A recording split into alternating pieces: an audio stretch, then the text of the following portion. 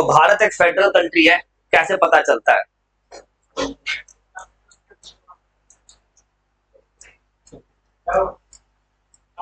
तो भारत का federal country होने का क्या क्या रीजन है, वही जा रहे लिखने।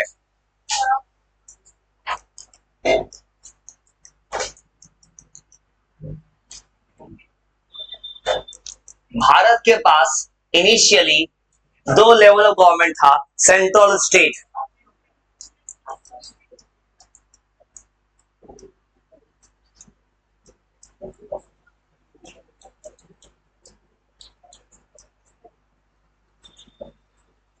इंडिया के पास था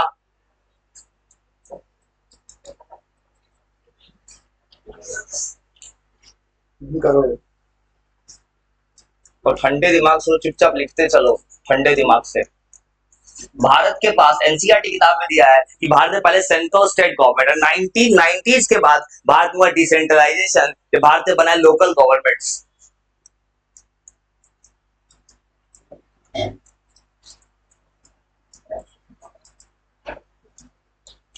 भारत में 1990s के बाद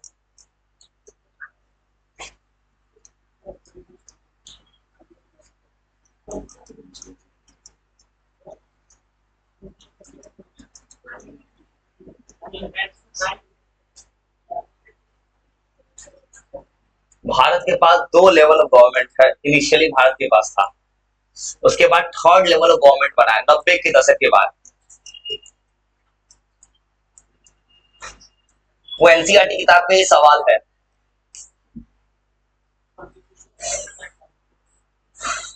थर्ड लेवल ऑफ गवर्नमेंट बना है लोकल गवर्नमेंट।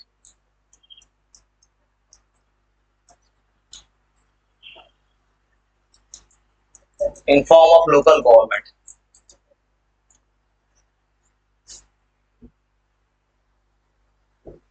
सुनो, भारत में उसके बाद भारत में हर लेवल के पास अपना रेवेन्यू सिस्टम है।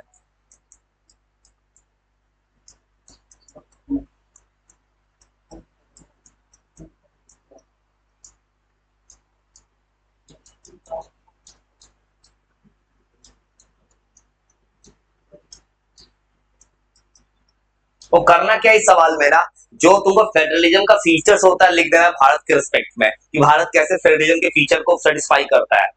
कल लिखा था मैंने, जुडिशल सिस्टम है, भारत में भी वही है। भारत में भी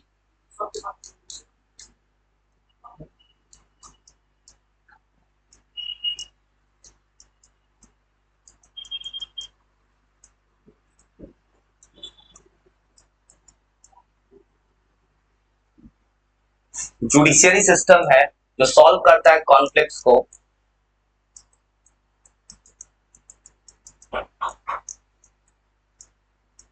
between different levels of government.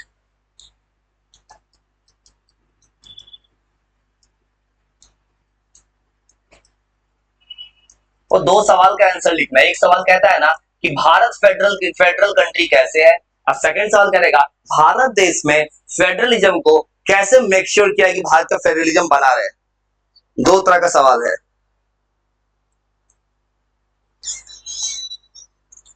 ठंडे दिमाग सोचो, ठंडे दिमाग मत कोई बात समझ नहीं करो, बात नहीं करो, ठंडे दिमाग सोचो।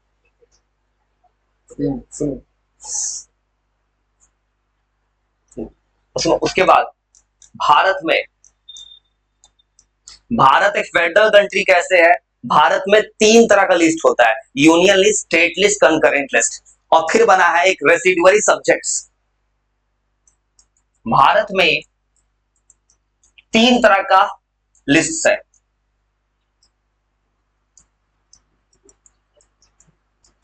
और तीन तरह का लिस्ट है, union list, state list,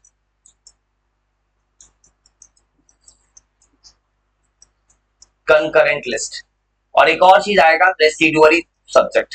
residuary जो है सबसे लास्ट में इंट्रोड्यूस हो जाएगा भारत देश में। यूनियन लिस्ट ऐसा लिस्ट है कि भारत में कोई भी ऐसा इश्यू है जो भारत सरकार से रिलेटेड, मान लो डिफेंस, रेलवेज, बैंकिंग, वो सारा चीज भारत सरकार, उसमें कोई भी चेंज करेगा यूनियन लिस्ट, मतलब यूनियन गवर्नमेंट, स्टेट गवर्नमेंट कोई इंटरफियर नहीं करेगा। ये कुछ ऐसा सब्जेक्ट इंक्लूड करता है जिसका नेशनल इंपॉर्टेंस है।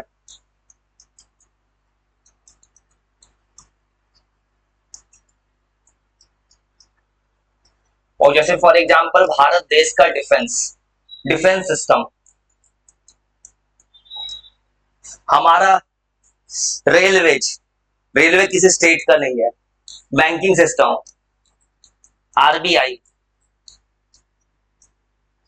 पोस्ट ऑफिस, या आर्मी, भारत किसी स्टेट का आर्मी नहीं है, स्टेट का पुलिस है। आर्मी जो भारत सरकार का है, या कभी तो भारत का फॉरेन पॉलिसी, उसमें सारा इंटरफेयर देश का रूलिंग पार्टी करता है। आर्मी, फॉरेन पॉलिसी, और सब जितना कुछ है, ऐसा कुछ भी है तो भारत सरकार इन्वॉल्व है। और इस सब्जेक्ट में कोई भी चेंज करना है यूनियन गवर्नमेंट।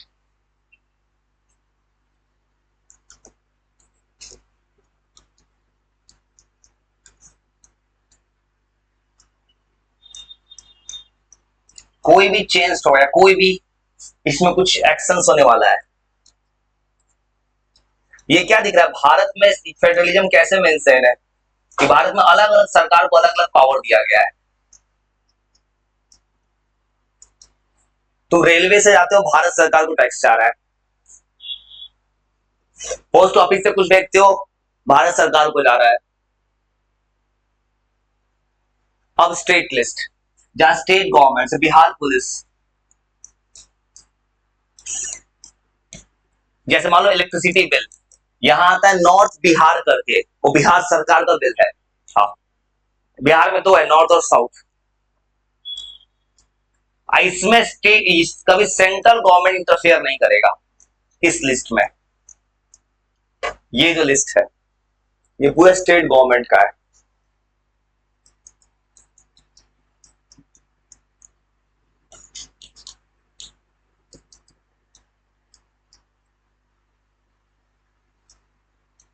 इसमें से ऐसा सब्जेक्ट्स है जो सब्जेक्ट्स स्टेट के इंपॉर्टेंस का है।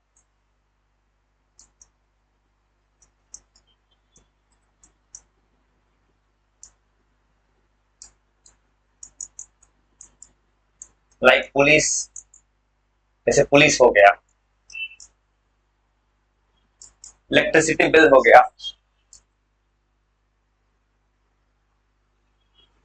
इलेक्ट्रिसिटी, बिहार के, इंडिया के हर स्टेट में अपना इलेक्ट्रिसिटी है, सबका अपना अपना बिल आता है, बिजली बिल।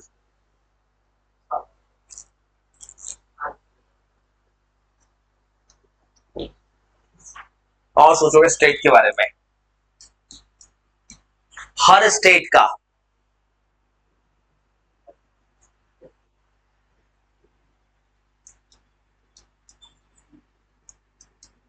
हर स्टेट के पास क्या होता है, स्टेट के पास मान लो कोई भी स्टेट लेवल का एग्जाम हो, जैसे मान लो जैसे बिहार का एग्जाम हो बीपीएससी का, वो स्टेट का आएगा। UPSC central government, state board exams, जैसे स्टेट बोर्ड का एग्जाम हो जाए, जैसे बिहार बोर्ड का एग्जाम होगा, वो पूरा स्टेट के लेवल में आएगा। स्टेट बोर्ड का एग्जाम हो, स्टेट का एंट्रेंस एग्जाम, सब स्टेट का है, बिहार सरकार का, उसमें कभी सेंटर इंटरफेयर नहीं करेगा।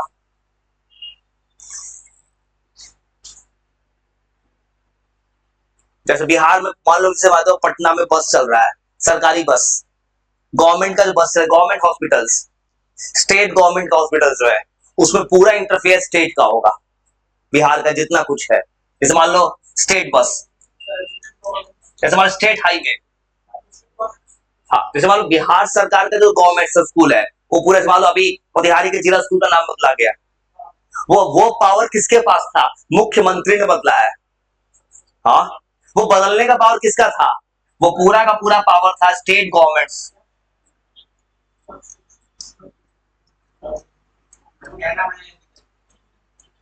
सरस्वती विद्या निकेतन कुछ करके नाम रखा है भाई, प्रो और ये जैसे स्टेट का वो कहानी क्या है, मान लो स्टेट का बोर्ड है, स्टेट बोर्ड है, स्टेट का स्कूल है, स्टेट का कॉलेज है।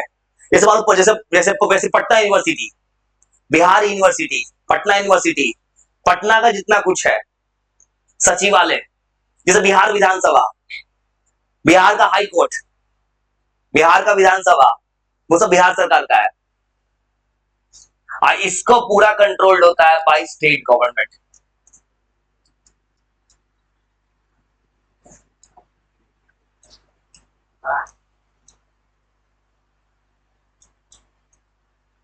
सेंट्रल गवर्नमेंट इसमें, जैसे मान लो फॉर एग्जांपल अभी रिसेंट कहानी है, विजय थालापति तमिलनाडु में क्या किया, कुछ कंपनीज को क्लेम कर दिया कि किसी कंपनी को, किसी भी कंपनी को ये नहीं करना है, किसी मोबाइल कंपनीज पे उसने क्लेम कर दिया कि मोबाइल कंपनीज पे केस किया है। अगर स्टेट चाहे तो किसी कंपनी को रोक सकता है अपने स्टेट में, एयरटेल, बीएसएनएल, किसी को रोक सकता है। हाँ, पोस्टर बैन से उसने क्या किया, पोस्टर बैन कर दिया रिसेंट न्यूज देखकर फिर। अब ये पावर स्टेट का था, अगर उसने पोस्टर बैन किया है, अगर रूलिंग पार्टी बीजेपी भी देश के प्रधानमंत्री हो तो वहां से पोस्टर नहीं लगा सकता, वो स्टेट का पावर है। अब एक कंकरेंट लिस्ट है, और देश में कुछ ऐसा चीज है जो किसी को नहीं देना है, जो किसी एक के कंट्रोल का नहीं है, जैसे एजुकेशन, ट्रेड, मैरिज, डाइवोर्स, ये पूरे देश में इसमें इश्यू में दोनों को इन्वॉल्वमेंट है। लेकिन अगर झगड़ा हो गया, यूनियन का लिस्ट पावर सबसे ज्यादा, कंकरेंट लिस्ट। ये सब लिस्ट कब बना है, भारत के संविधान बनने के टाइम तब का लिस्ट है ये, रिसीडुअरी। देखो अगर कोई इससे रिलेटेड चेंज करना है तब तो पार्लियामेंट में होगा, पार्लियामेंट में 2/3 भेजना पड़ेगा। इसको स्टेट, सेंट्रल स्टेट, मान स्टेट का चेंज है तो स्टेट लेजिस्लेटिव असेंबली बैठेगा, विधानसभा।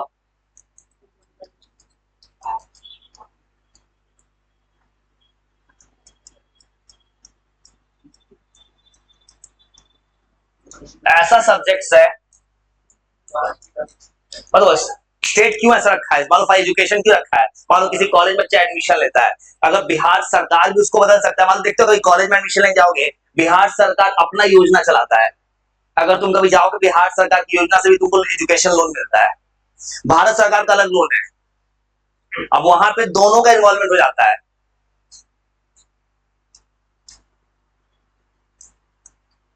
ये दोनों के लिए इंपॉर्टेंट हो जाए।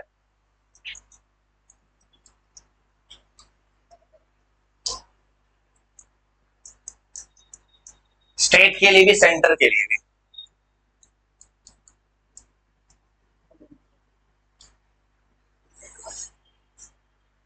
सेंट्रल एंड स्टेट गवर्नमेंट या यूनियन स्टेट गवर्नमेंट,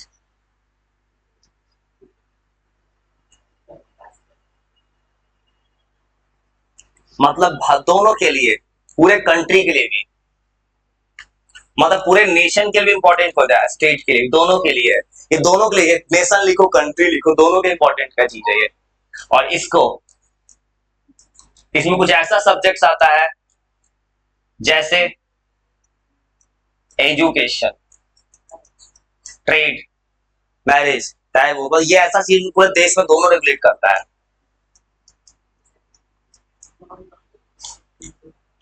ऐसा कुछ भी देख लो जो भारत में दोनों में जो आता है, ये सब कुछ एग्जांपल एनसीईआरटी किताब में होता है।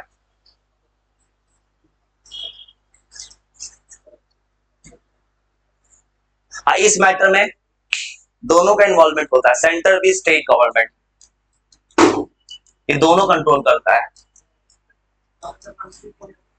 कॉन्फ्लिक्ट हो गया तो यूनियन गवर्नमेंट का डिसीजन हमेशा पावर। भारत में ये क्या है, ये लेवल बना है ना, अगर कोई झगड़ा होगा सेंट्रल गवर्नमेंट ही साथ देगा, उसी का डिसीजन किया जाएगा।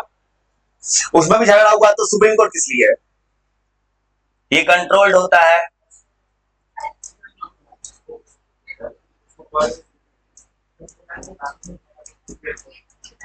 भारत के सुप्रीम कोर्ट का चीफ जस्टिस जो बोल दे, वो अपने आप में पार्लियामेंट का, वो कॉन्स्टिट्यूशन का स्टेटमेंट हो जाता है।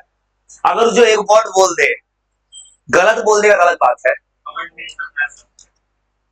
एक वर्ड भी बोल दे वो कॉन्स्टिट्यूशन का एक बहुत बड़ा पार्ट हो जाता है। सुप्रीम कोर्ट का चीफ जस्टिस, वो कुछ गलत कभी भी बोल दिया,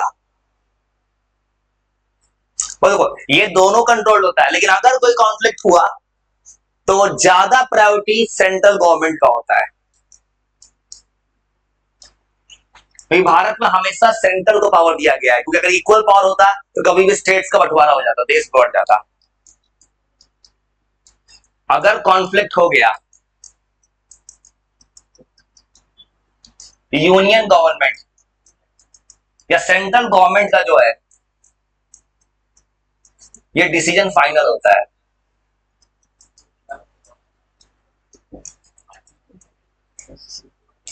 सुनो रेसिडुअरी सब्जेक्ट, अब हुआ क्या है कि भारत का संविधान बन गया जैसे 2000 के दशक के बाद, पिछले 10-15 साल में आया है इंफॉर्मेशन टेक्नोलॉजी, आईटी इंडस्ट्री। और आईटी इंडस्ट्री उस समय नहीं था, भारत का संविधान के समय था ही नहीं, वो रेसिडुअरी सब्जेक्ट्स में। तो ठंडे दिमाग सोचो, शांत सोचो। सुनो, और रेसिडुअरी सब्जेक्ट जो होता है ये कुछ ऐसा सब्जेक्ट जो कहीं पे इंक्लूड नहीं किया गया आज तक। सबसे भारत का संविधान के मिस होता है।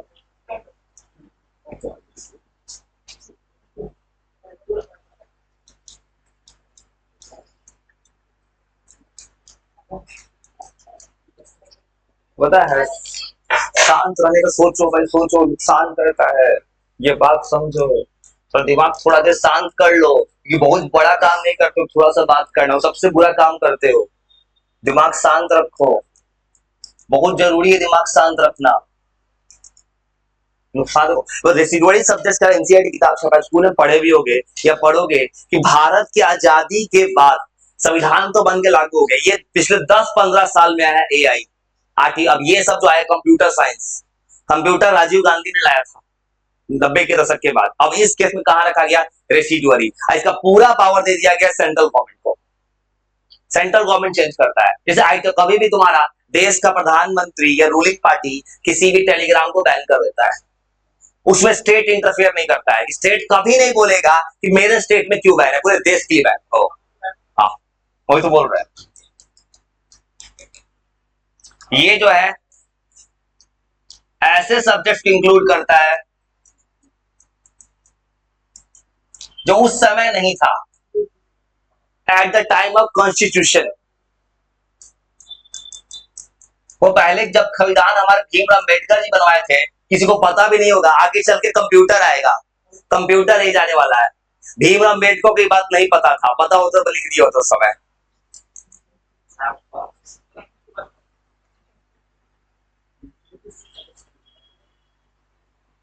ये नहीं बना था,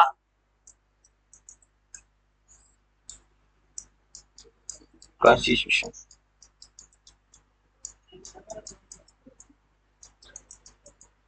जैसे मान लो for example Meta, Facebook, Instagram, Bharat सरकार चाहे तो इंस्टाग्राम को किसी भी टेलीकॉम कंपनी को बैन कर सकता है भारत से, कभी के लिए भी, क्योंकि वो इसलिए कर सकता है कि पूरा रेसिडुअरी सब्जेक्ट्स है। इसमें ज्यादातर क्या आता है ना, इसमें आता है टेक्नोलॉजी, कंप्यूटर साइंस, इसमें आता है आर्टिफिशियल इंटेलिजेंस, अब जो नया आएगा, अब किताब में छपेगा, एआई। भारत में कभी भी इसकी एक्टिविटी को रोका जाएगा, मिसयूज को।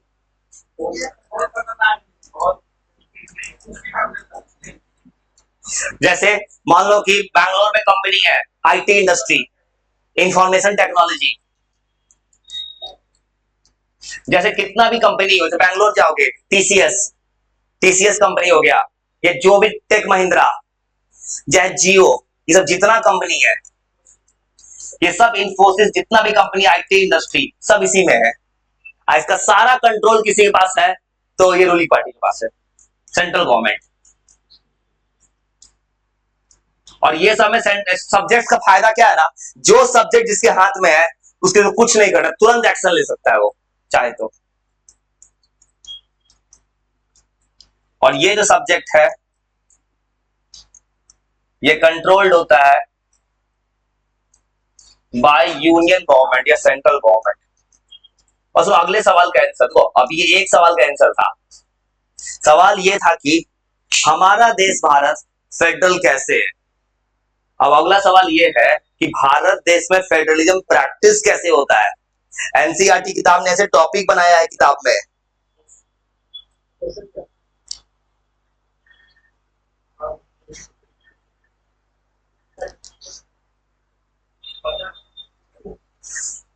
देखो, भारत के फेडरलिज्म के बारे में भारत में लिखा है कि भारत की आजादी के बाद भारत ने एक बात को देख लिया था, अपने आप को मेंटेन रखना, तो लैंग्वेज दो पॉलिसी को भारत ने देखा है, लिंग्विस्टिक स्टेट्स बनाया है। भारत का अपना कोई ऑफिशियल लैंग्वेज नहीं है। भारत में केवल हिंदी इंग्लिश का यूज होता है ऑफिशियल पर्पस से। उसका 21 शेड्यूल लैंग्वेज है। भारत में हर स्टेट के पास आजादी है, तुम कोई भी लैंग्वेज यूज कर सकते हो। तुम अभी साउथ में जाओगे, इंग्लिश रहेगा, हिंदी, लेकिन अपना लोकल लैंग्वेज यूज कर सकता है अपने अपने कॉन्स्टिट्यूशन में, असेंबली में। भोजपुरी को अभी उतना शायद मान्यता नहीं मिला है। 21 शेड्यूल लैंग्वेज है। मैथिली है, मैथिली मिला है, मैथिली लैंग्वेज है, मैथिली। सुनो फिर तो दिमाग शांत कर लो। मैं सोचा भाई दिमाग क्यों नहीं शांत करते, थोड़ा मत करो ऐसा काम। सुनो, अब एनसीईआरटी का टॉपिक है फेडरलिज्म का प्रैक्टिस इन इंडिया। ये किताब का टॉपिक है, एनसीईआरटी में लिखा है से एनसीईआरटी में लिखा है how is federalism practice in India. भाई किताब का सवाल है एनसीईआरटी। भाई खींच रहे सिर्फ ऐसे खींच देता हूँ भाई। मैं करता क्या चीजों को, मेरे मसले को ऑब्जेक्टिव होता है, किसी को सजावट के साथ दे देना। इसे फायदा ये होता है कि बच्चा कहीं पढ़ता है उसको थोड़ा हेल्प मिलता है। तुमने स्कूलिंग सिस्टम में कहीं पढ़ा हुआ तो वो केवल किताब रीडिंग मारते हैं। मैंने भाई देखा है स्कूल में कितने बड़े बड़े बूढ़े बड़े सर होते हैं ओल्ड एज वाले को किताब खोल के बिना बोलने पाता, किताब खोल के अपने से कुछ बोलते रहते हैं, बच्चा अंडरलाइन करता है, वो लिखने का डेयर नहीं करता है। अब बहुत कुछ होते हैं थोड़ा भांग देते हैं बोर्ड पे, वो गलत है। देखो ये अब ये लिखने का दिमाग में आइडिया उससे लिए आया है, लिखने का फायदा और किसी को कुछ हेल्प मिल गया। नो, इसमें भारत में फेडरलिज्म प्रैक्टिस होता है कैसे कि भारत के सरकार में किसी भी स्टेट्स को इक्वल पावर नहीं दिया गया। कुछ ऐसा स्टेट है इसके पास ज्यादा पावर है, जैसे जम्मू एंड कश्मीर अब तो कम हो गया, सिक्किम के पास अलग पावर है, अरुणाचल के पास अलग है, कुछ स्टेट्स के पास अलग पावर है। Each state of India, Bharat के ईच स्टेट के पास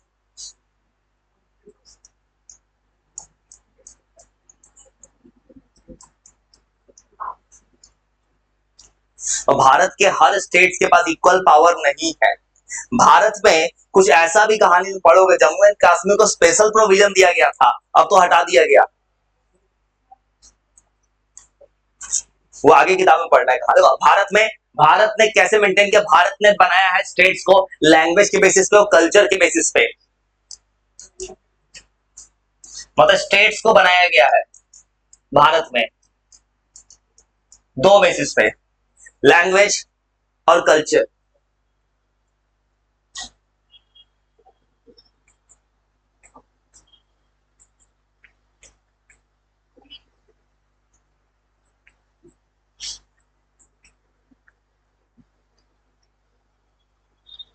और तो वही किताब में पढ़ना क्या एनसीईआरटी में ना, लैंग्वेज नाम के स्पेशल टॉपिक एनसीईआरटी में, लैंग्वेज पॉलिसी एनसीईआरटी का एक स्पेशल वो टॉपिक है, लैंग्वेज पॉलिसी।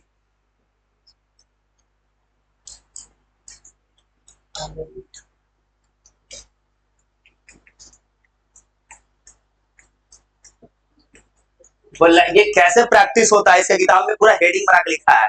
पहला तरीका है लैंग्वेज पॉलिसी।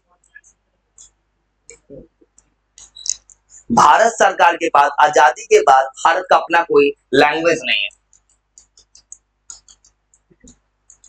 मतलब भारत के पास कोई अपना ऑफिशियल लैंग्वेज नहीं है। इंग्लिश हिंदी का यूज होता है ऑफिशियल पर्पस से। जैसे भारत का अपना कोई धर्म नहीं है, भारत का ऑफिशियल रिलीजन नहीं है, India is a secular country, same तरह भारत का अपना कोई लैंग्वेज नहीं है। लैंग्वेज का वॉर तुम देख चुके हो श्रीलंका में। श्रीलंकन सरकार ने गलती किया था सिनालाज को ऑफिशियल बना के 1956 में एक्ट लाके, जिस देश में सिविल वॉर हो गया। इसका अंत भारत ने कभी लैंग्वेज को प्रेफरेंस नहीं दिया है, कोई ऑफिशियल लैंग्वेज नहीं है।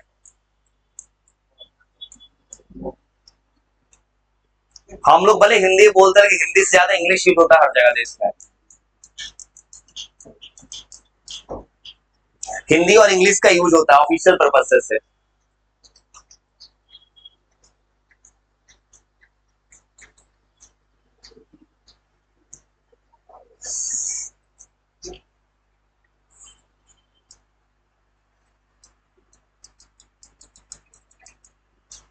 मतलब भारत का अपना कोई लैंग्वेज नहीं है, ज्यादातर भारत के स्टेट्स में इंग्लिश और हिंदी का यूज होता है।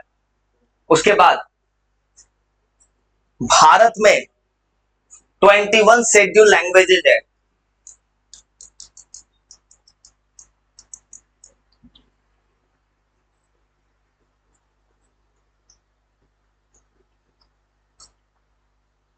भारत में 21 शेड्यूल लैंग्वेजेज है।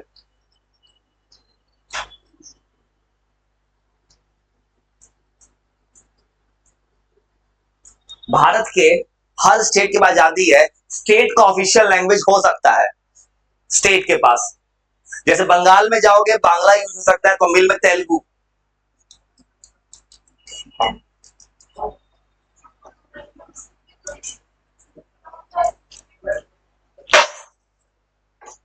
सुनते भी नहीं, सुनते भी नहीं भाई, कितना इनसे करे मत बोलो। लड़कियों ने कहा चल चला फोड़ देता हूं मैंने नहीं चलाया किसी के मुंह पे। मैं लड़का की कुछ नहीं बता रहा हूँ, मैं कहानी खराब है मेरा, सच बोल रहा हूँ मैं, लड़का की कुछ नहीं देखता हूँ मैं।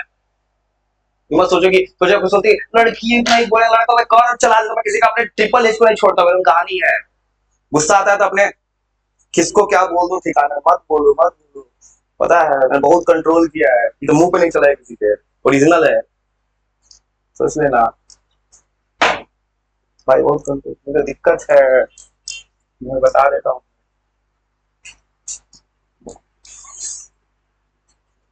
याद रखना भाई, मुझे दिक्कत है। दिक्कत इस बात का है ना, देखो तुम्हारे को थोड़ा भी कुछ नहीं पड़ेगा, बाद में तो पता तुम्हारी एग्जाम आएगा 6 मंथ के बाद में फिर कभी कुछ याद नहीं होता है, कुछ नहीं आता है। अभी वक्त रहते बच जाओ, इसलिए बता देते हैं, मेरा कोई ठिकाना नहीं।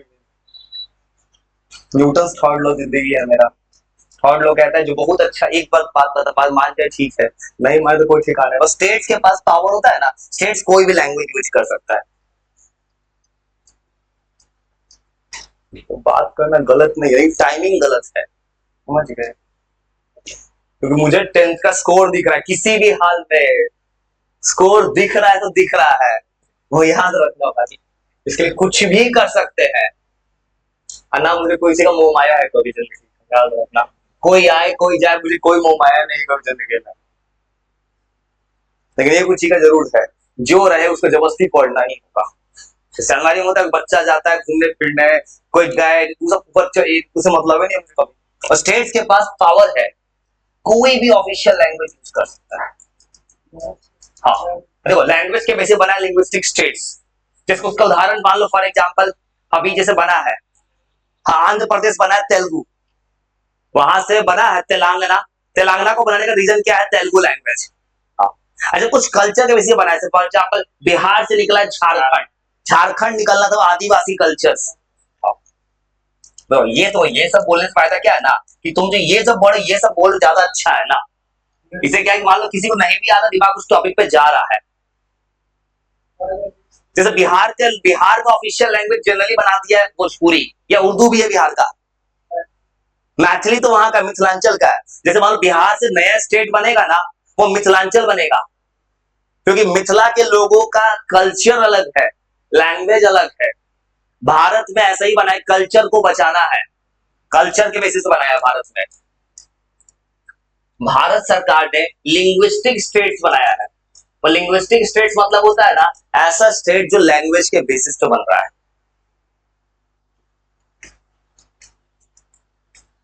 जैसे हम जाओगे यूपी, यूपी से कुछ स्टेट निकलने वाला पता है, यूपी से बनारस तुम जाओगे घूमने, देखो बनारस, देखो बनारस का लैंग्वेज लखनऊ का लैंग्वेज में अंतर है।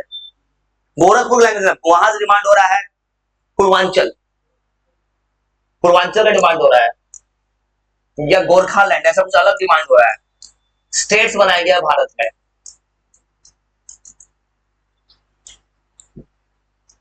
और जैसे वहां पे यूपी में डिमांड करता है लोग ना पूर्वांचल का ही बनेगा, उसका कैपिटल बनेगा गोरखपुर, चाहे बनारस वो बनेगा, उधर का बनेगा सब।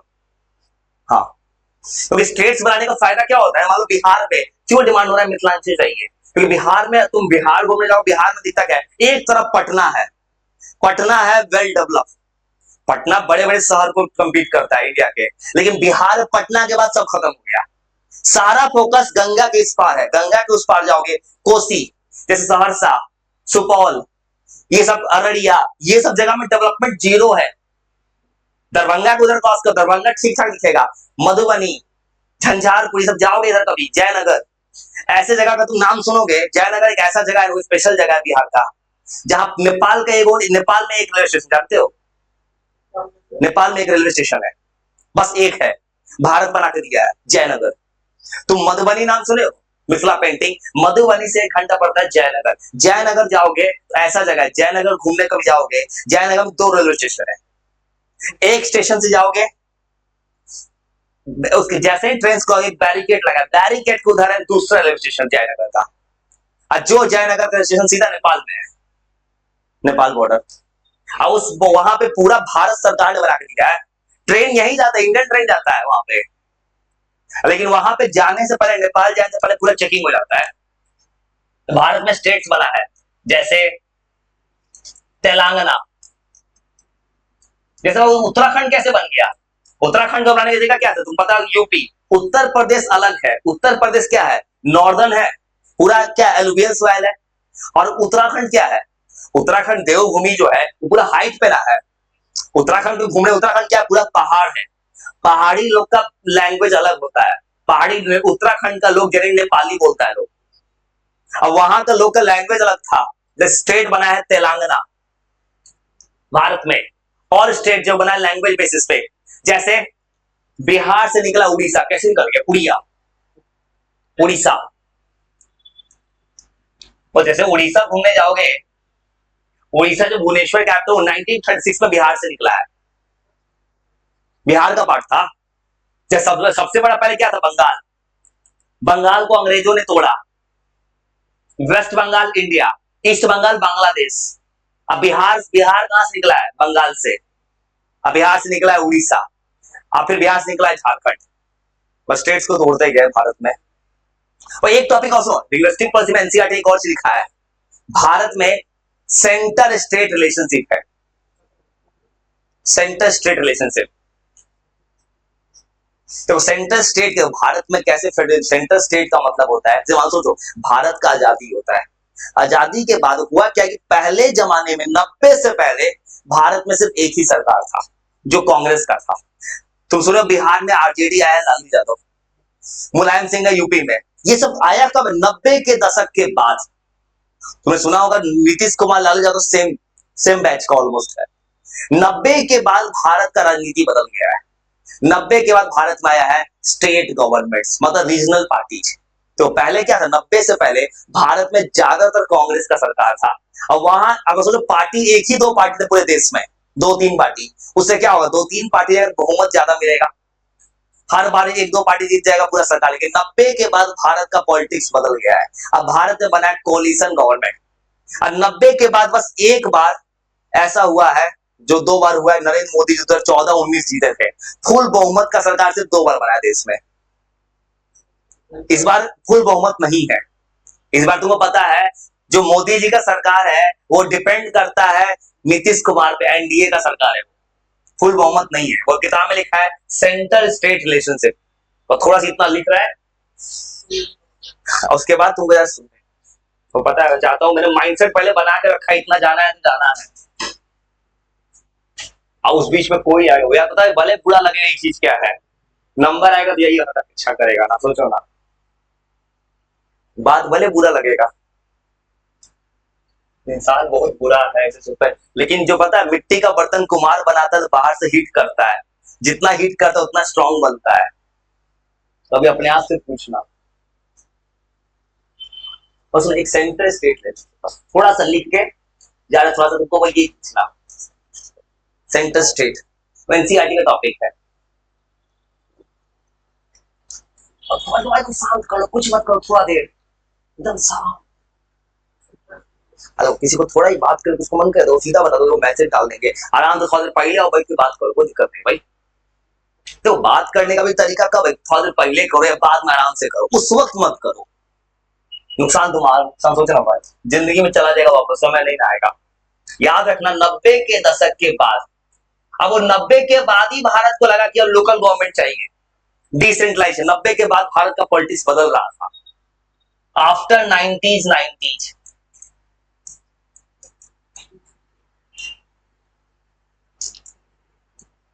बहुत सा रीजनल गवर्नमेंट बना है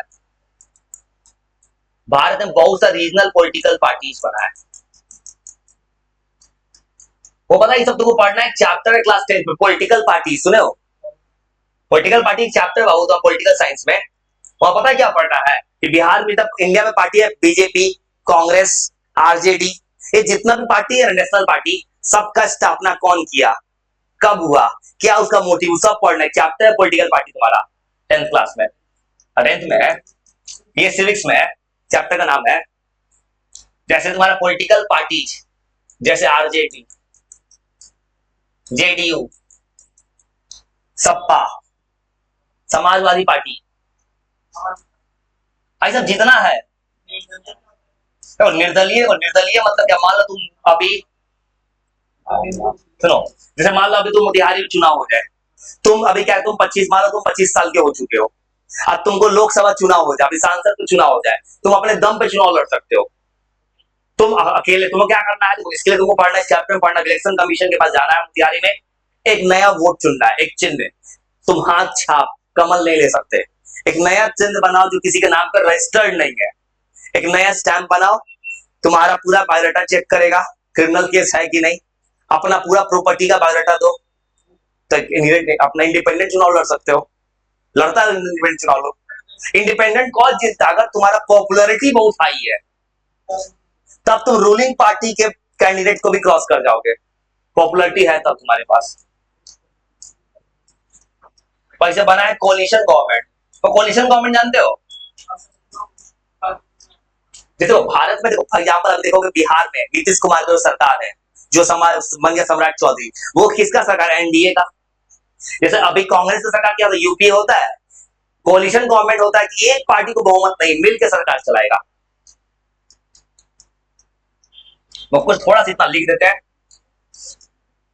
वो पता है चैप्टर छोटा है, एक दिन में बता देगा, हाँ ज्यादा नहीं बचेगा। डिसेंट्रलाइजेशन, फिर उसका डिसेंट्रलाइजेशन 2 दिन बहुत है, निपट जाएगा। अब फिर पढ़ना भारत का प्रिंसली स्टेट्स, कुछ कहानी है प्रिंसली स्टेट्स का, हैदराबाद के निजाम का, जम्मू एंड कश्मीर का,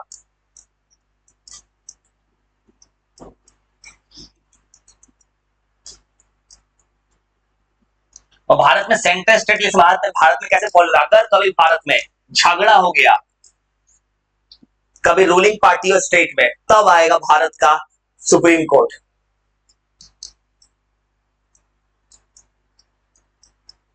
और भारत में सुप्रीम कोर्ट है, और कुछ आराम से लिखो, 2-3 मिनट रीड करो बस। सुनो, तुमको एक सवाल बताना है, डिस्टेंस फार्मूला, कोऑर्डिनेट ज्योमेट्री,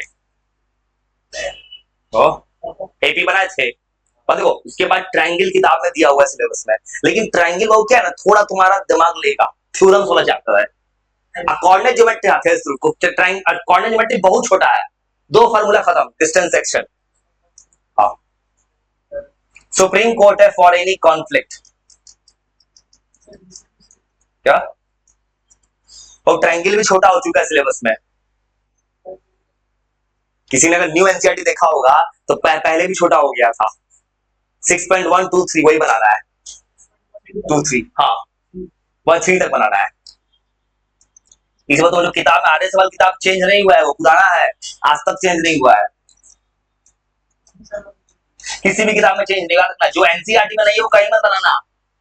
जैसे तुम पढ़ते हो यूक्लिड डिविजिबल लेमा, एनसीईआरटी में नहीं है तो कभी नहीं आएगा। एनसी जैसे तुम आरडी से किसी किताब, आरडी से कोई किताब देखा होगा, किसी किताब में दिया है क्यूबिक पोलिनोमियल, क्यूबिक है ही नहीं सिलेबस में, बस वो कुछ मत थोड़ा रीड करके